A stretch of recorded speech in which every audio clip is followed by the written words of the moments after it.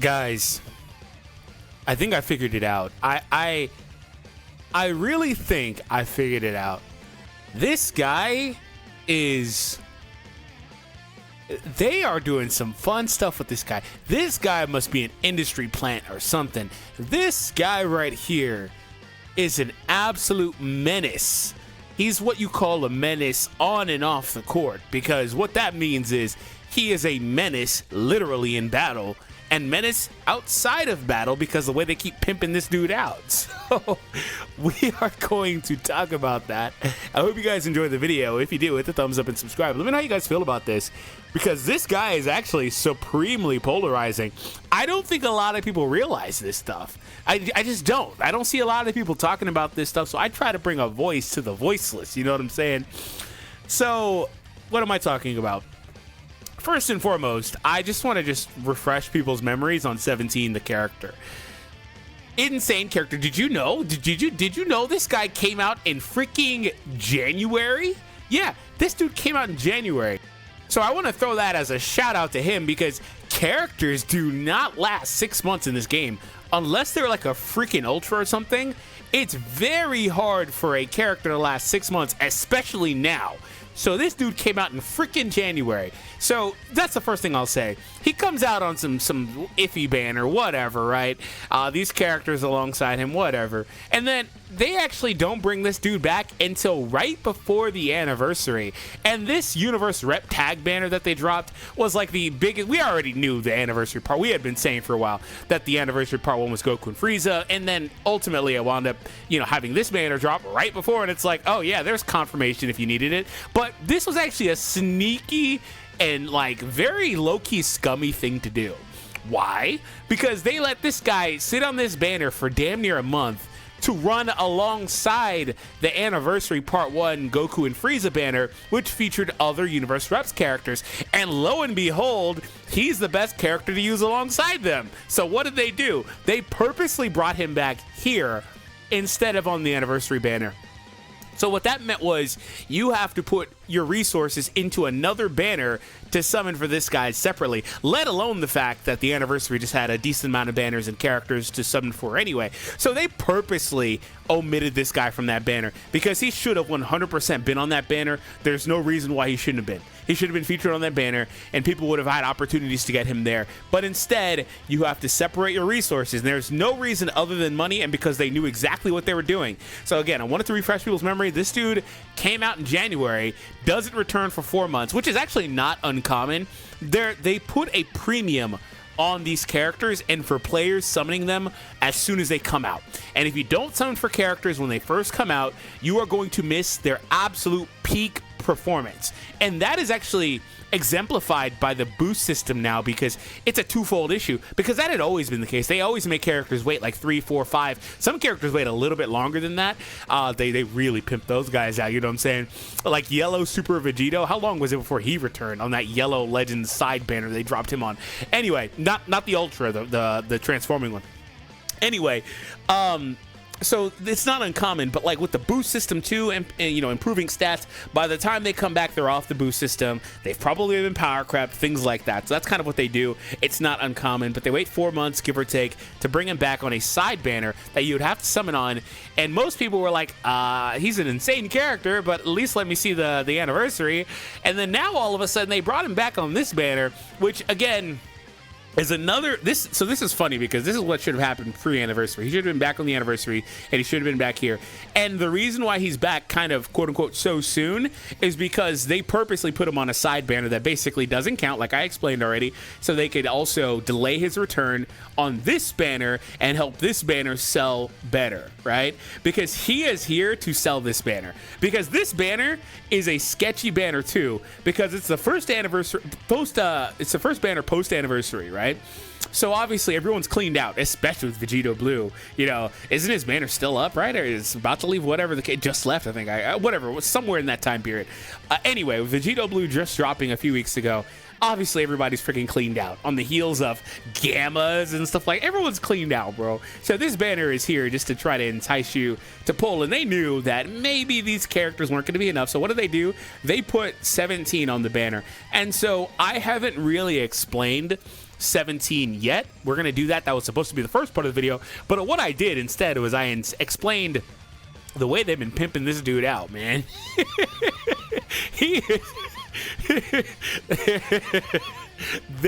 This dude, like I said, is an industry plant. They are doing this on purpose.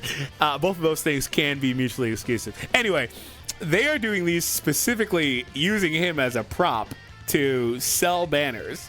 Because they know damn well how good this guy is. So I initially talked about how he's 6 months old and how he is still relevant in the game 6 months later. And it's hilarious. Without boost system, all that stuff. If you told me back in January this guy would be one of the most important characters at this time of the year, I would think that, nah, that's not true. Because that's very hard to do. Like, this guy's got the longevity of a character like Beast Gohan. Like, he's aging better than Beast is. Like, it's pretty insane. So, like, and he came out just a couple months later. So, like, this is pretty crazy. So what is 17 even doing that's making him so profoundly amazing? First and foremost, he pairs insanely well in that Universe Rep team alongside Goku and Frieza, who are arguably the best character in the game. So there's that. And then when you pair them together, you have an insane pivot option to go to 17 as a defensive character. He's not even a defense type, but he's just an insane defensive character for the things he does, all the shenanigans he has.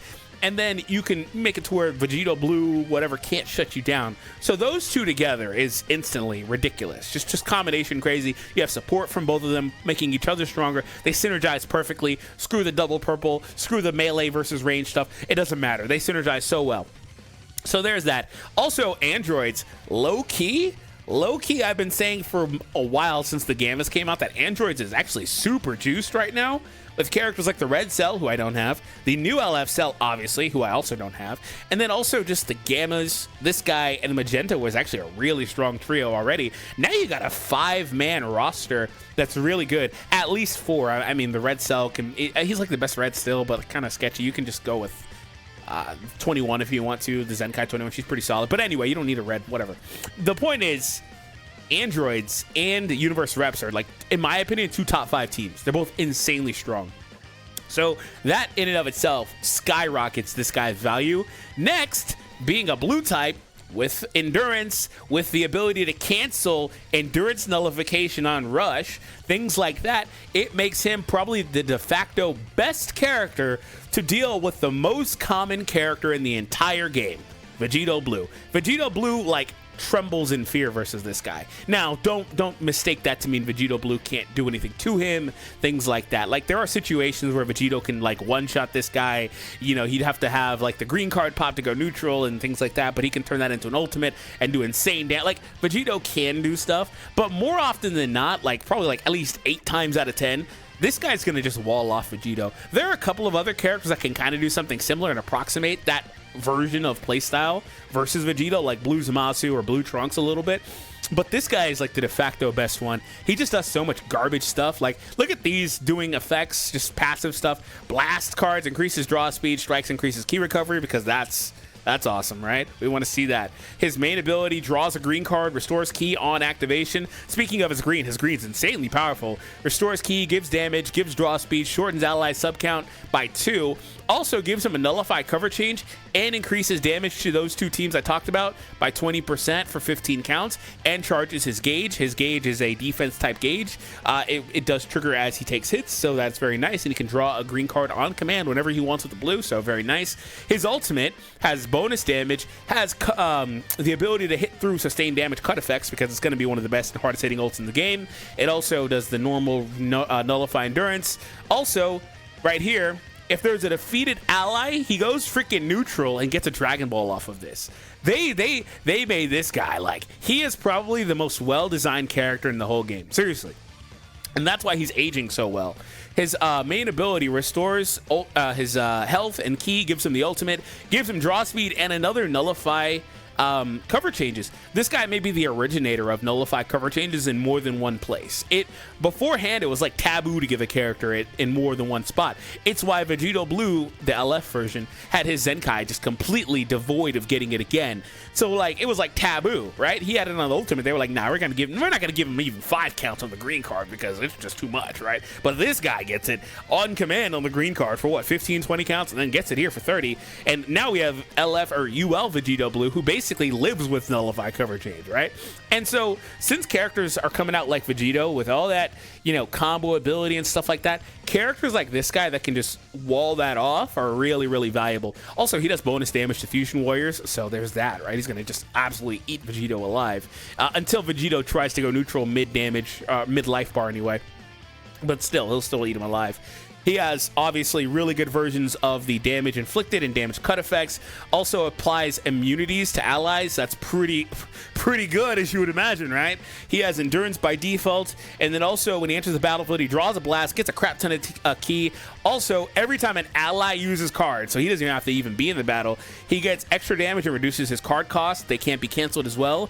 And when anybody uses a Rising Rush, he makes your entire team's Rising Rushes 70% stronger, while also debuffing health restoration for enemies. That is a direct call out to characters that have endurance. He is going to make endurance characters just come back with basically nothing.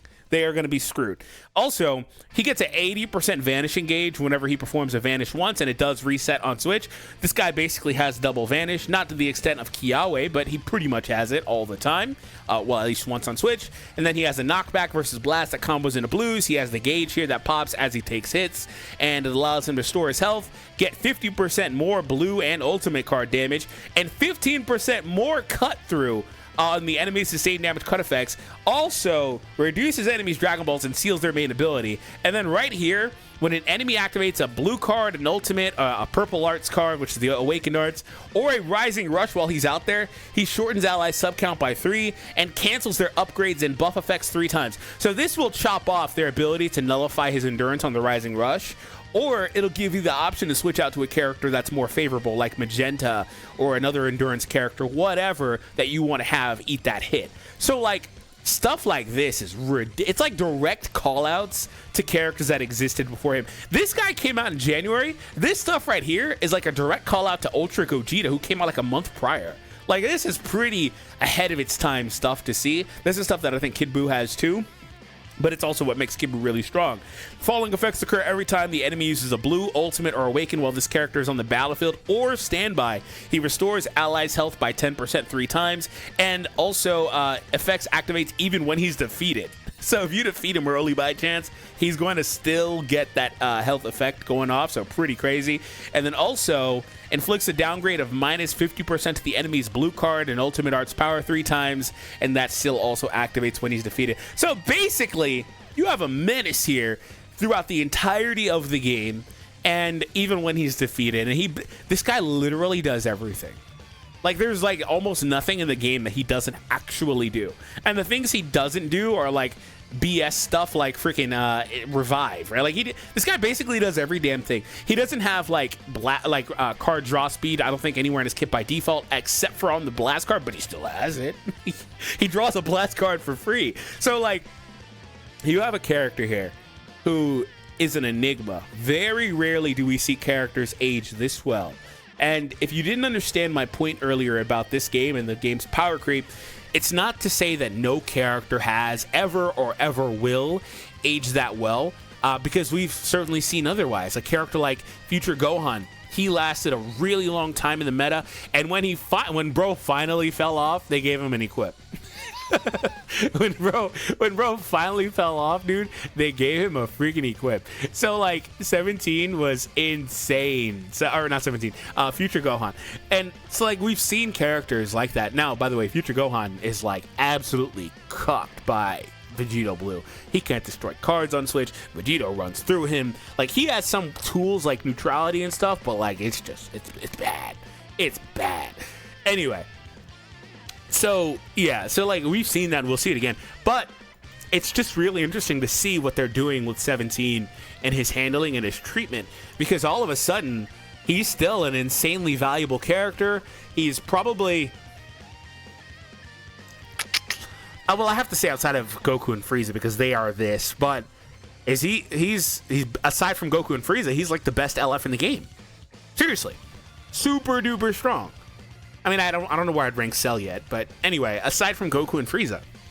So, being this far in, it's remarkable, and I think that they truly had somebody behind the scenes that really enjoyed him, and also they designed him with the intention of being future proof. That's why they've done what they did with removing him from banners and delaying him, blah blah blah, and putting him on certain situations, because they intended for him to still be a character that you could use today. I think they don't get enough credit for knowing how they're balancing this game. I think there are some characters that they simply don't test well enough that are either going to underperform or going to overperform. And for example, that's Goku and Frieza.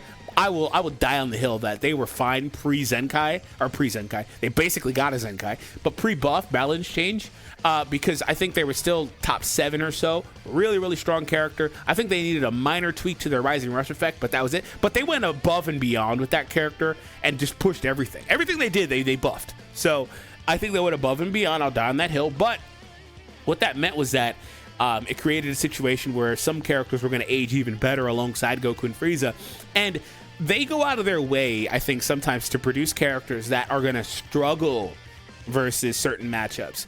I think, for example, with the Gammas have some neutrality when they are tag switching a little bit right there. They have some also when they activate the core breaker, or when I think it's when it's in preparation. But anyway, they purposely went out of their way to make them the first tag character that doesn't have the reverse element, and that is the same color. Like Goku and Frieza are that technically too, but they are different colors.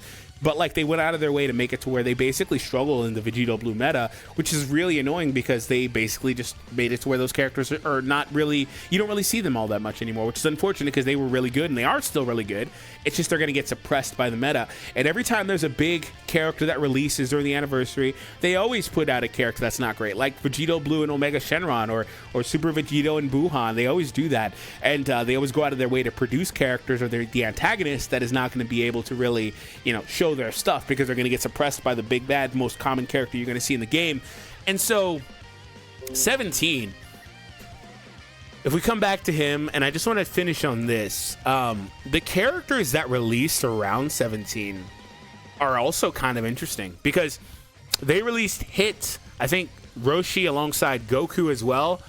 And the only other character that's actually even relevant right now is Hit. And Hit's relevant because he's an Ultra, and you still don't see Hit all that much. So 17, obviously we're removing Goku and Frieza because they're a newer character, and same with Kiawe.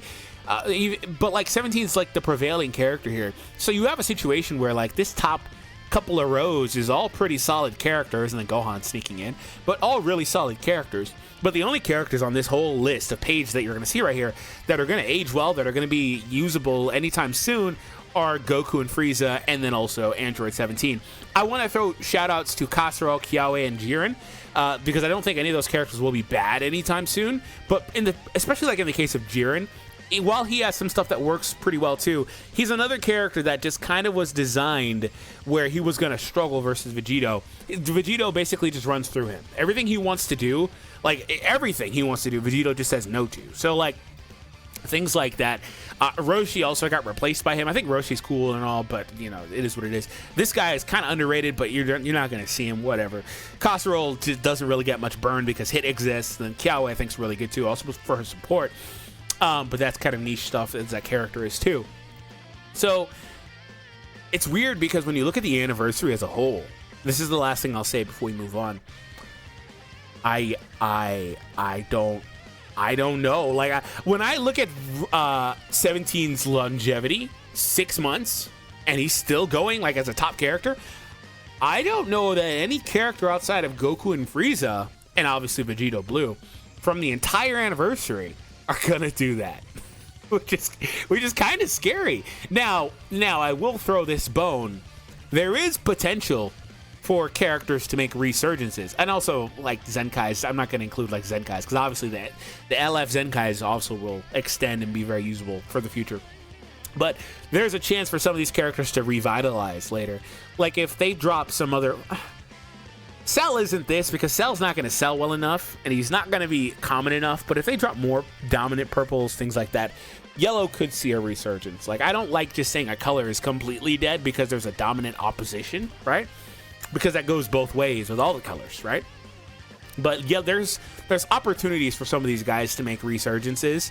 And then also down the road when they start getting equips and stuff, but that's not really the immediate future, right? So I think 17's longevity is going to be, he's looking like he's the new future Gohan, where he's just going to age insanely well because bro does everything. So I am going to conclude here. I don't love what they did for this guy. I don't love how they handled him. I thought it was very scummy how they purposely removed him from the anniversary banner to put him on a banner a week prior to the anniversary to show him off there and have people pull for him there. I think that was actually very, very scummy thing to do. Seriously, because they knew they were dropping Vegito Blue, and if they're worth a dime for their balancing of characters, if they have any idea what they're doing, they knew damn well 17 was going to be really good, just like they knew damn well characters like the Gammas were going to struggle versus him because what they were doing with these character kits and omitting certain things. Same thing they did with Kid Buu. When Kid Buu came out, I was very vocal about the fact that he does everything except for neutrality. It's extremely apparent that Kid Buu was designed to counter Gogeta, and Vegito was designed to counter Kid Buu. It's extremely apparent. Like, everything they want to do, they're just like knocking off of their kits. So that being said, I hope you guys enjoyed, and let me know what you guys think. I'll see you in the next one.